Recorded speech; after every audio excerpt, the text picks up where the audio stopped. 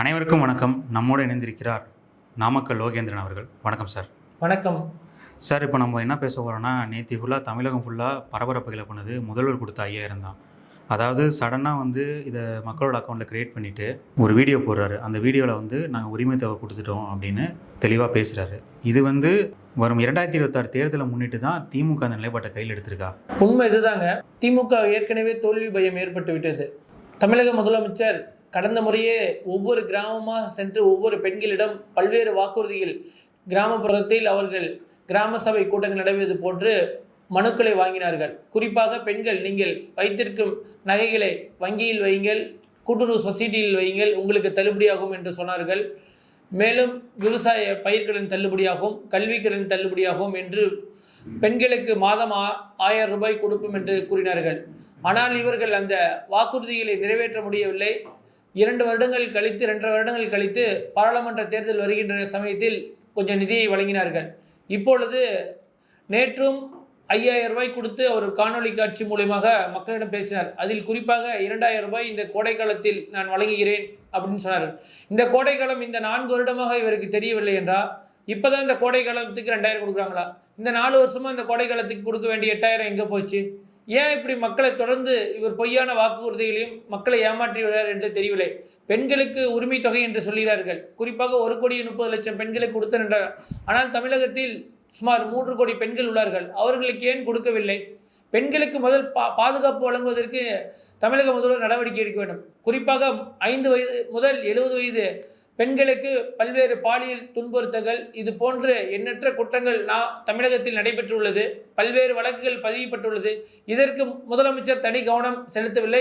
காவல்துறை இவர் கட்டுப்பாட்டில் தான் உள்ளது. இதற்கெல்லாம் நடவடிக்கை எடுக்காமல் தேர்தல் வருகிறது என்று 5000 கொடுக்கிறேன், 10,000 கொடுக்கிறேன் ஏன் ஏமாற்றுகிறார்? இவருக்கு இப்பொழுதே தெரிந்துவிட்டது நாம் 2026 தேர்தலில் வெற்றி பெறப் போவதில்லை என்று.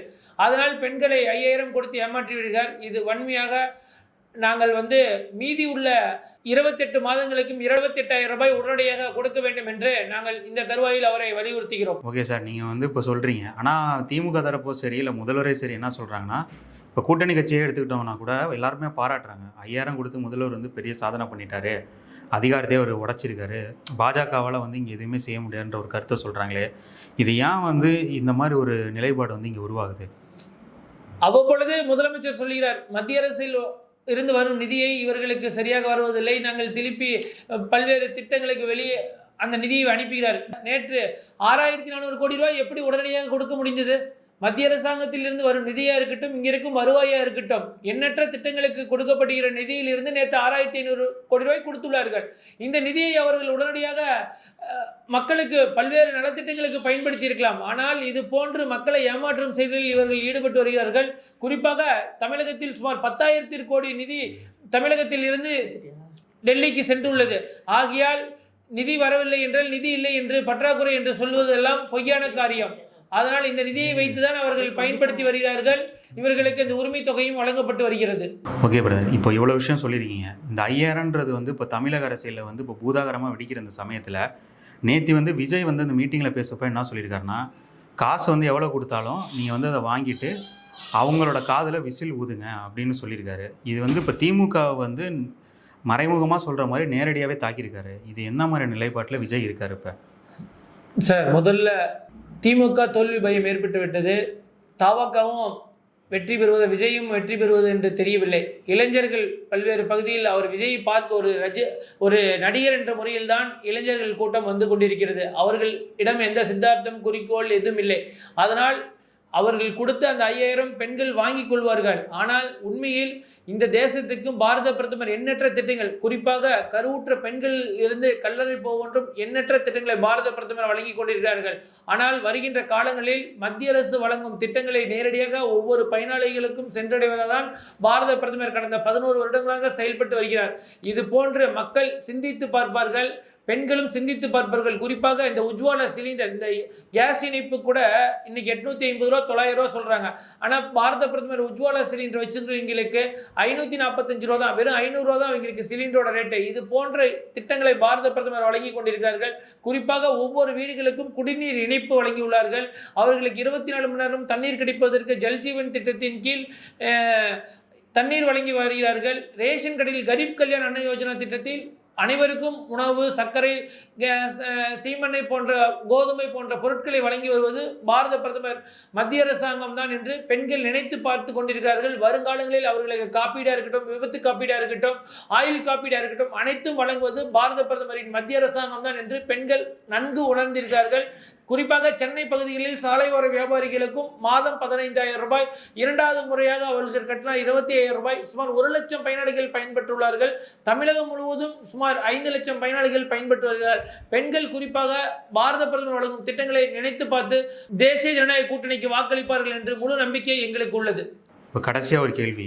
இப்போ வந்து தேர்தல் நெருங்குற அந்த சமயத்தில் வந்து திமுக அரசு வந்து என்ன பண்ணியிருக்குன்னா, சரியாக கட்டி முடிக்கப்படாத கட்டடங்களை வந்து திறந்து வச்சு திறப்பு விழா நடத்துகிறாங்க. இது வந்து இவ்வளோ நாள் பண்ணாமல் இந்த ஒரு சமயத்தில் பண்ணும்போது என்ன மாதிரியான பிரச்சனைகள் இங்கே ஏற்படுது? சார், திமுக அரசாங்கத்துக்கு ஏற்கனவே பயம் வந்து விட்டது. ஏன்னா இந்த திறப்பு விழா எதுக்கு நடத்துறாங்கன்னா, சும்மா அவங்களோட கல்வெட்டில் அவங்களோட பெயர் வர வேண்டும் என்று அங்கே இருக்கும் உள்ளூர் அமைச்சர்கள் பெயர், முதலமைச்சர் பெயர் இடம்பெற வேண்டும், அந்த கல்வெட்டில் இடம்பெற வேண்டும் என்று நடத்தி கொண்டிருக்கிறார்கள். குறிப்பாக இந்த நாமக்கல் மாவட்டத்தில் கூட போதமலை பழங்குடியினர் மக்களுக்கு இன்னும் தார் சாலை கூட அமைக்கவில்லை, ரோடு ஃபார்மேஷனே முடியவில்லை.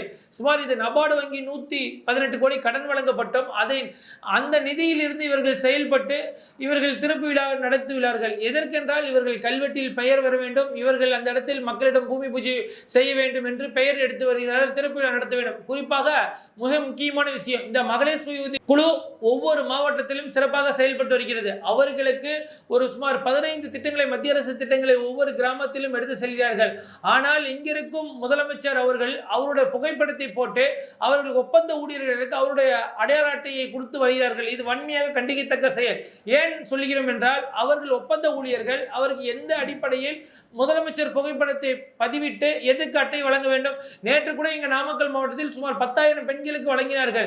ஏன் இதை ஏமாற்றினார்கள்? இவர்கள் 10 லட்சத்தில் இருந்து 20 லட்சமாக மகளிர் சுயங்களுக்கு நிதி வழங்கியதும் மத்திய அரசு தான். ஆனால் அவர்களுக்கு வழங்கும் சம்பளமா இருக்கட்டும், அவர்களோட திட்டங்களா இருக்கட்டும், பெண்களுக்கு லட்சாதிபதியாக வேண்டும் என்று பாரத பிரதமர் அவர்களுக்கு 1 லட்சம் ரூபாய் கொடுக்கிறார்கள். இதே போன்ற எங்கள் நாமக்கல் மாவட்டத்தில் மட்டும் சுமார் 30,000 பெண்கள் ஒவ்வொருவருக்கும் 1 லட்சம் ரூபாய் நிதி வழங்கியுள்ளார்கள். இது போன்ற திட்டங்களை மத்திய அரசாங்கத்தின் நிதியிலிருந்து வழங்கப்படுகிறது. மத்திய அரசாங்கம் ஒழுங்காக மகளிர் சுயஉதவிகளுக்கு பணம் கட்டினால் மானியம் வழங்கப்படுகிறது. இது போன்ற திட்டங்களில் சிறப்பாக மத்திய அரசு நிதியில் செயல்பட்டு வருகிறது. ஆனால் இங்கிருக்கும் திராவிட மாடல் அரசு தோல்வி பயம் காரணமாக ஸ்டிக்கர் ஒட்டுவது, கல்வெட்டை திருப்பி வைக்கிறது, கட்டிடங்களை திறந்து வைப்பது போன்ற செயல்களில் ஈடுபட்டு வருகிறார்கள். குறிப்பாக 2 நாட்கள் செய்தித்தாள்களில் கூட பார்த்தோம், 4,000 டெண்டர்கள் விடப்பட்டது என்று சென்னை மாநகர் பகுதியில், தமிழகத்தில் பல்வேறு பகுதிகளில். இதெல்லாம் அவசர கதையில் இவர் கமிஷன் கலெக்ஷன் பண்ணுவதற்காக, கொள்ளையடிப்பதற்காக இந்த திராவிட மாடல் அரசாங்கம் செய்து கொண்டிருக்கிறது என்று நாங்கள் வன்மையாக கண்டிக்கின்றோம். சார், இவ்வளோ தகவல் கொடுத்துருக்கீங்க. இப்போ என்டிஏ கூட்டணி தமிழ்நாட்டில் வலுவடைஞ்சிருக்கா? என்டிஏ கூட்டணி மிக வலுவடைஞ்சிருக்குதான் சொல்லணும். அன்னைக்கு நீங்க பாத்தீங்கன்னா சென்னையில வந்த கூட்டத்திலையும் இருக்கட்டும், பாரத பிரதமர் வந்திருந்த பொழுதும், வருகின்ற மார்ச் மாதம் பாரத பிரதமர் வரும்பொழுதும் இன்னும் முழுமையாக என்டிஏ கூட்டணி ஒவ்வொரு கிராமத்திலும், ஒவ்வொரு பஞ்சாயத்திலும் நாங்கள் கொடுக்கும் வாக்குறுதிகளும், வருகின்ற 2026 தேர்தலில் வெற்றி பெற்றால் மக்களுக்கு செய்ய வேண்டிய திட்டங்களும், ஏற்கனவே பாரத பிரதமர் 11 வருடங்களாக செய்த திட்டங்களையும் விரிவாக ஒவ்வொரு வீடுகளாக திண்ணை பிரச்சாரம் மேற்கொள்ள போகிறோம்.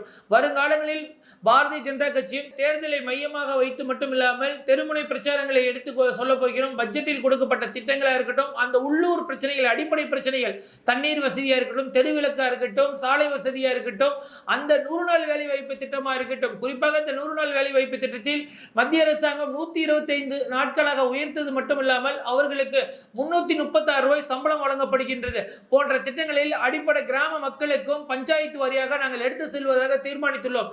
இதன் மூலம் மக்களுக்கும் பெண்களுக்கும் பாரத பிரதமரும் தேசிய ஜனநாயக கூட்டணி வழங்கும் வாக்குறுதிகளும் ஒவ்வொரு வீடுகளாக திண்ணை பிரச்சாரமாக மேற்கொண்டு வருகின்ற 2026 சட்டமன்றத்தில் தேசிய ஜனநாயக கூட்டணி மிகப்பெரிய அளவில் வெற்றி பெறும் என்பது இந்த தருவாயில் தெரிவித்துக் கொள்கிறோம். நன்றி, வணக்கம். ஓகே சார், பல்வேறு கருத்துக்கள் எங்களோட பகிர்ந்தமைக்கு மிக்க நன்றி. நன்றிங்க சார், நன்றி.